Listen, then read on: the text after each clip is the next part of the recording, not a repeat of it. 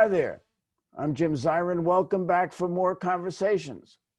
QAnon, Proud Boys, Oath Keepers, Three Percenters, all militant far-right groups which gathered in Washington on January 6th to storm the Capitol. Who are these people? What do they represent? With us is Professor Cynthia Miller-Idriss of the American University in Washington. She has written a compelling book entitled Hate in the Homeland, in which she discusses these groups, and she wrote the book long before January 6th. We're delighted to welcome Cynthia Miller-Idriss to the program to discuss these issues. Well, Cynthia, again, thank you for coming on. And Hate in the Homeland, you wrote and published this book before January 6th, didn't you? Yes, I did. I published it in October of 2020. Now, how long have you been interested in far-right groups?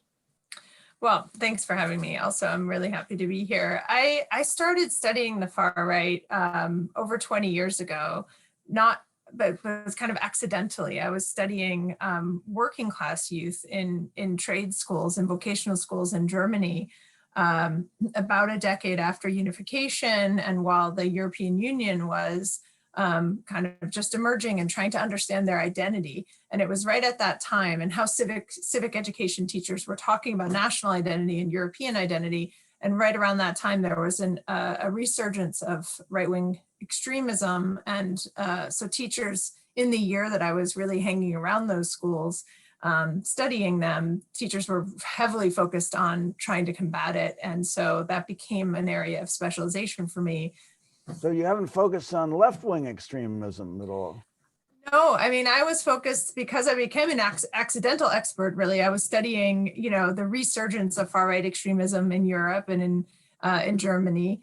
And I mean, there's some left-wing extremism there in reaction to the far right. And there was also some left-wing extremism around kind of protesting of nuclear transports and things like that, blockades. But the violence that was happening in Germany in the 90s and 2000s was coming from the far right. And that became the focus of the schools where I was. And so that's how my expertise developed.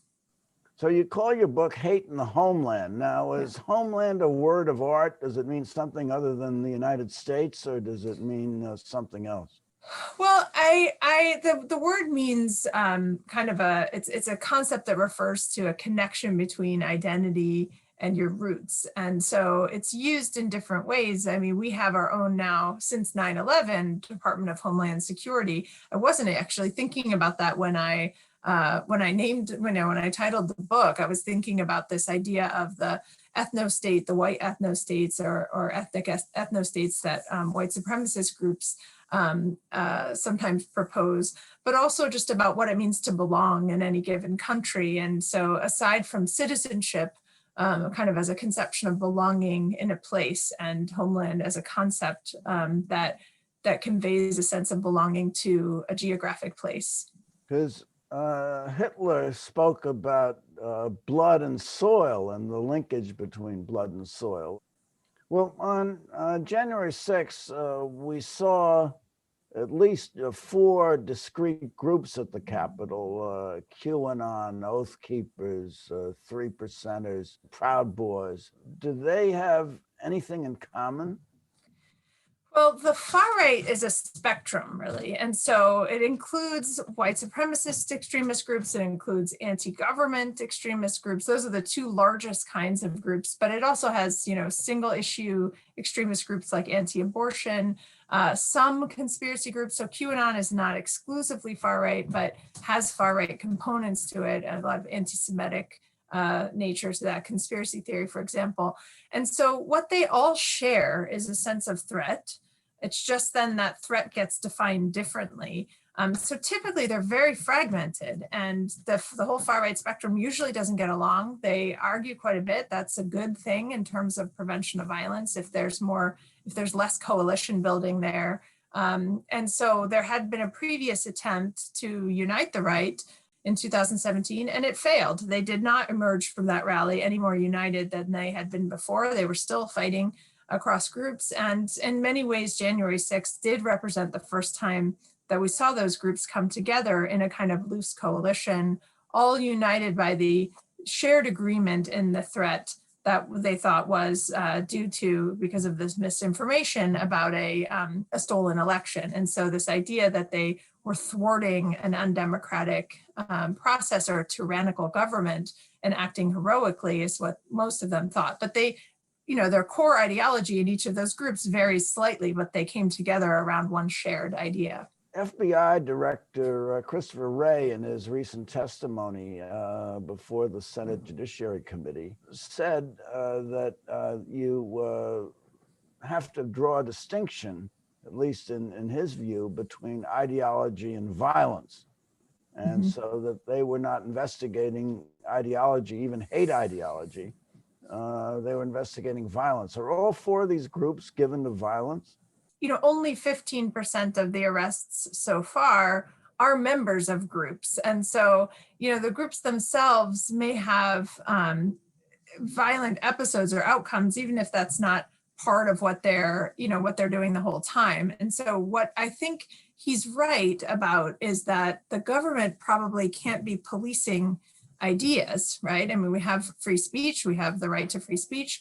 And the government has to pay attention to the law enforcement and security end of it has to pay attention to when that evolves into actual violence against others. It's one of the reasons why I think this can't be a law enforcement and security solution alone, because the more people who come to believe that universe of disinformation and misinformation, the more people you end up in the radicalized fringe who are willing to be violent. And so we also need investments in solutions that will help people recognize, propaganda, misinformation, online manipulation for what it is.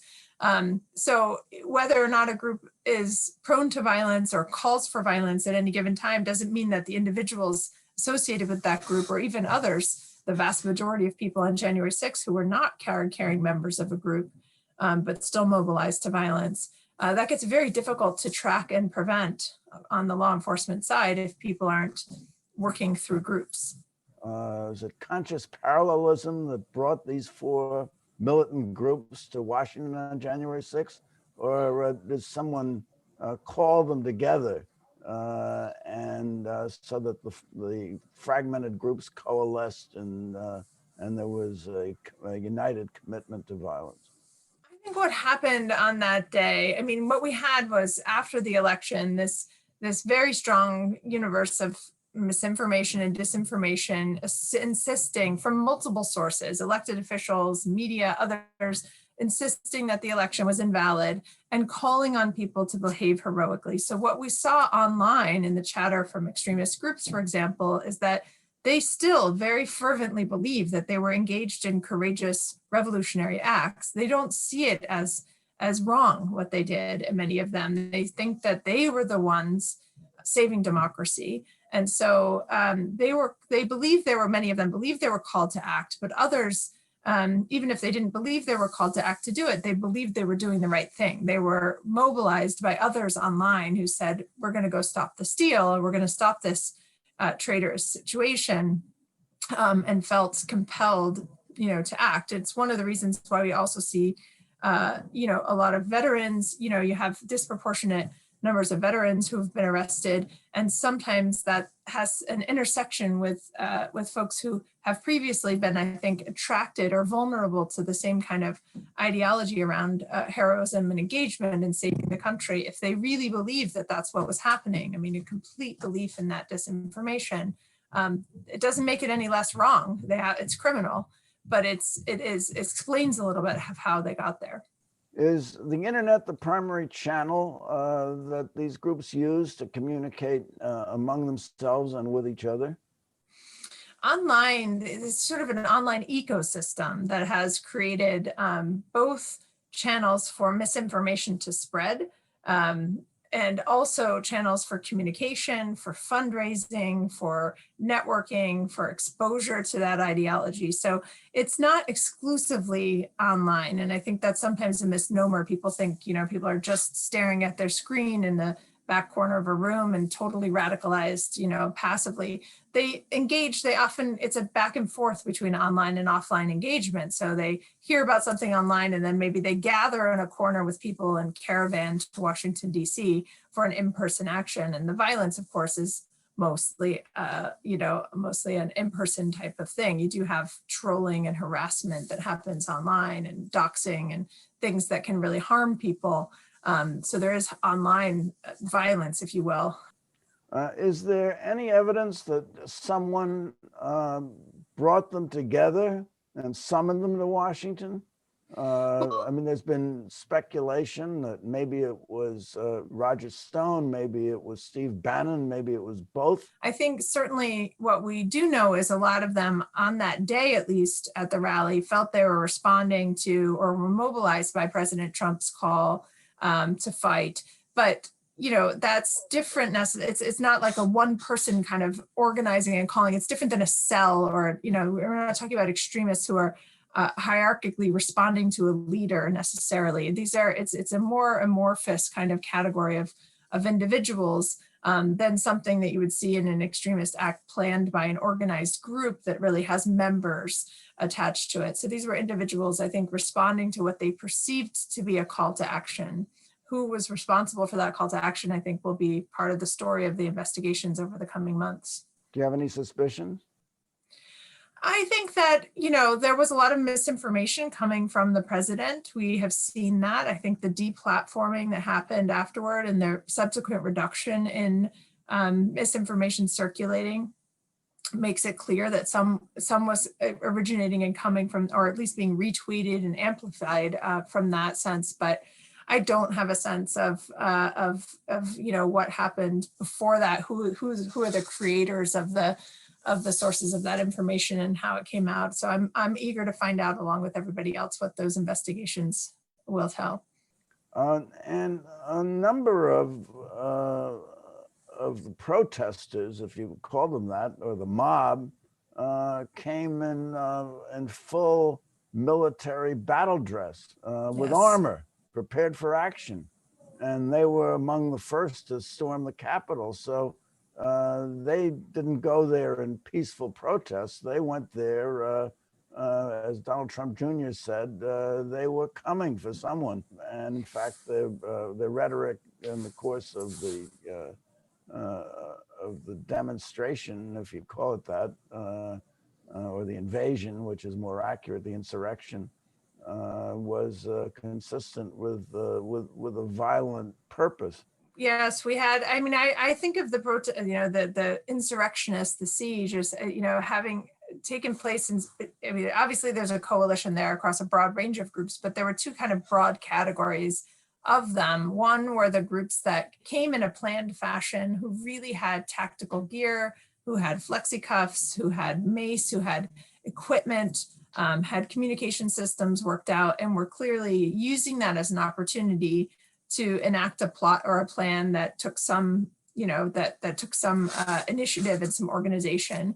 Then you had, the kind of more spontaneous rioters who turned their flags and their flagpoles into weapons, who used fire extinguishers as weapons.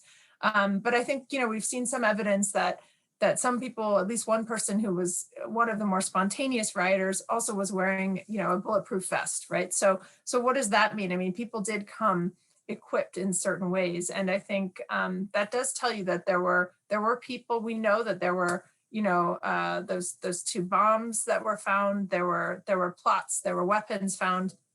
So there certainly was. This is not just exclusively a story of a protest that got out of hand. There was a combination of a militant group of extremists who came equipped and ready to do harm and damage, along with a mobilized mob of people who were, kind of mobilized on the spot more, but perhaps ready to engage in violence. So your conclusion, Cynthia, is that the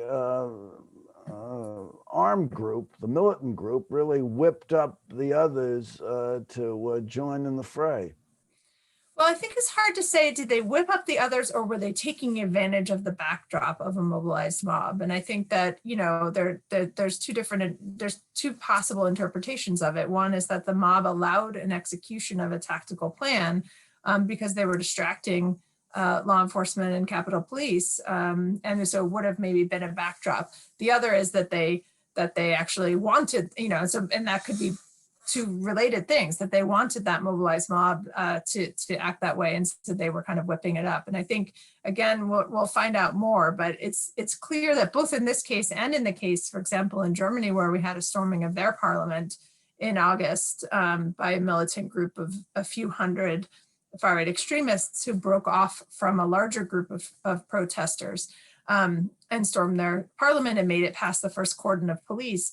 That was a similar kind of using the backdrop of a mob to distract and then try to undertake a violent extremist action. They were thwarted by the second cordon of police, but it was in many ways a similar kind of attack. What about complicity? Members of Congress who took them on guided tours the day or the week before so that they had an idea of where they were going.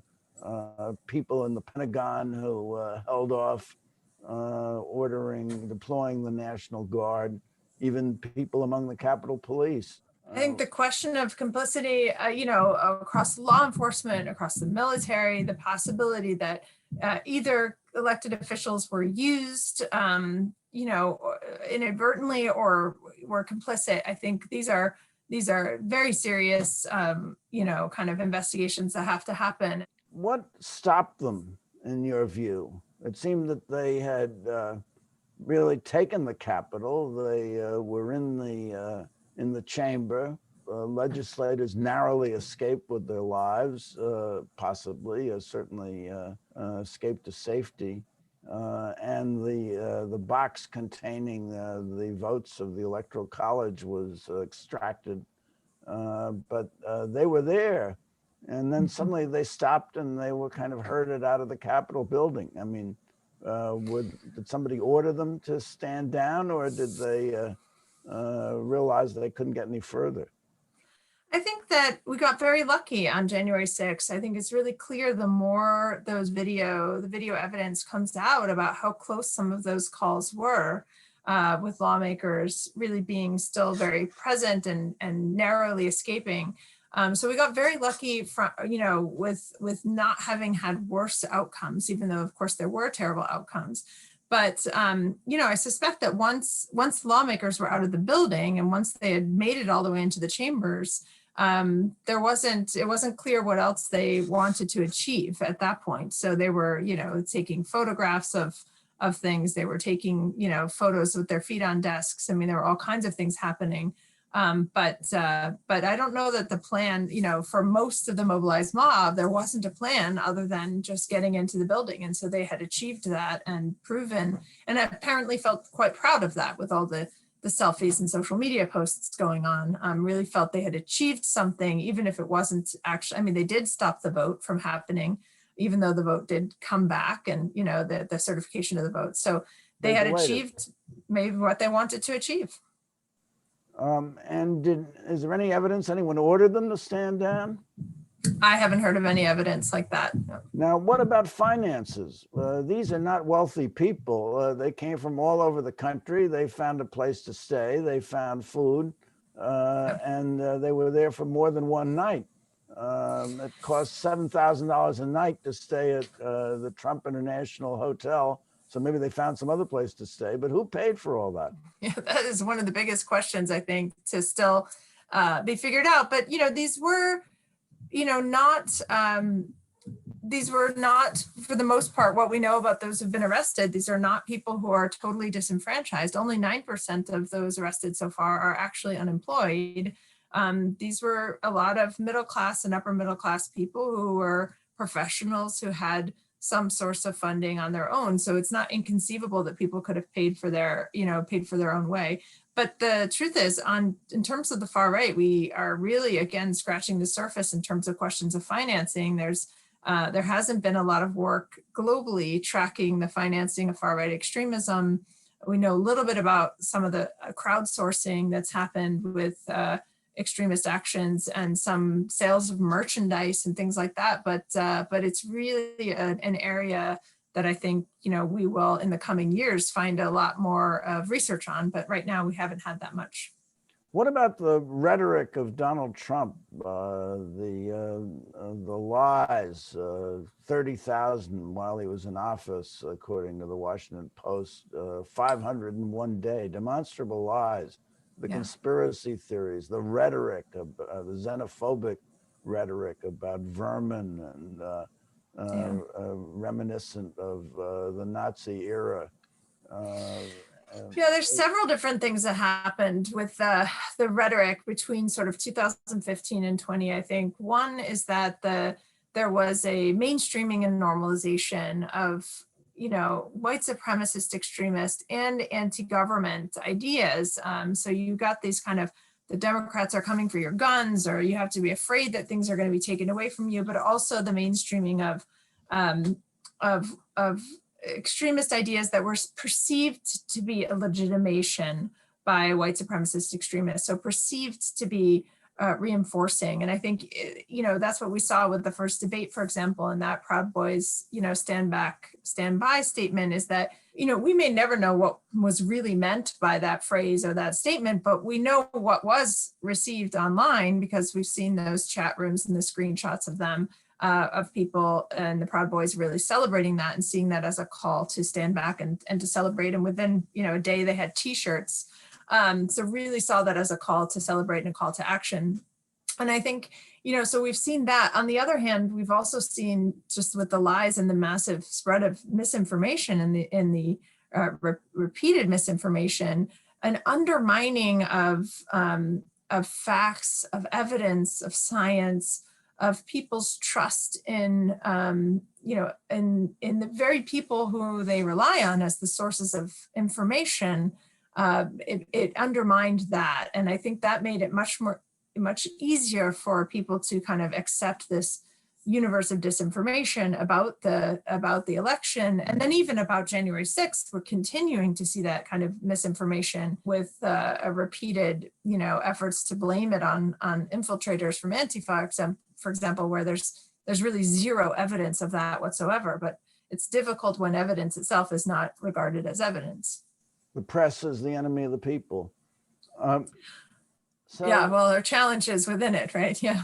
And challenges within it. So what about anti-Semitism? Was that a major driver of the events of January 6th? I mean, we had the guy with the Camp Auschwitz sweatshirt, and we had this constant reference to globalists, that we're going to get the globalists once they assaulted the Capitol.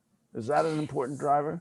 It is an important driver in general and on January 6th. I think anti-Semitism is a thread that continues to cut across the far right, both in terms of the conspiracy theories about migrant caravans, Soros funding the migrant caravan, conspiracy theories about a vaccine, about the virus. I mean, you just constantly get these anti-Semitic conspiracy theories, and also at the core of QAnon, this idea of an organized cabal, is very much an anti-Semitic trope, and you have this anti-Semitic nature of the QAnon theory, even though most people, in QAnon don't believe in all elements of QAnon at once. There's different components of it. It's kind of an umbrella conspiracy that includes a wide range of things, not only this hardcore center about a cabal of elites organizing a pedophile ring. So there are different versions of it. But I think on the one hand, you have that. You also have the persistent Holocaust denial and Holocaust minimization across the far right spectrum. As you saw in that Camp Auschwitz t-shirt, that's a common kind of use of satire or irony or humor in memes to minimize the Holocaust and make light of it. And in horrific ways, I think that has really been an effective means of drawing in youth in particular and kind of dehumanizing and minimizing atrocity. And so we saw that for sure. We're rapidly running out of time. So, and this has been just marvelous, but I have a question for you, Cynthia Miller-Idriss. And my question is, are we in for another civil war in America? Well, I'm more optimistic than that. I don't think we're in for a civil war, but I don't think we're at the end of something either. And I think that a lot of what determines what the direction is really has to do with what the reaction is right now. And And I do think January 6th means that the country, and I just came from a meeting at the UN right before this call. So it's not just this country, but globally, there is a lot more attention right now to the far right than there ever has been before. But I think we are scratching the surface of knowing how to respond in ways that are not just going to create a more kind of militarized or securitized state for us. I mean, I live in Washington, D.C., and the military checkpoints at the bridges prior to the inauguration is something I don't want to see again in the city. And so I'd like to see more preventative approaches that lead us to not even get there, much less to civil war. So we have to figure out how to interdict the far right and their activities. Yes, and misinformation more broadly, even, because I think we're going to see more cross-cutting, ideologies that draw on eco-fascism, for example. And, it's going to, I think things will be messy for some time to come, but misinformation, disinformation. For some time to come. Yes. So, Cynthia Miller-Idriss, thank you so much for coming by. And thank you for coming by. Tune in next week for more conversations. I'm Jim Zirin. Take care, be well, stay safe, and all the best.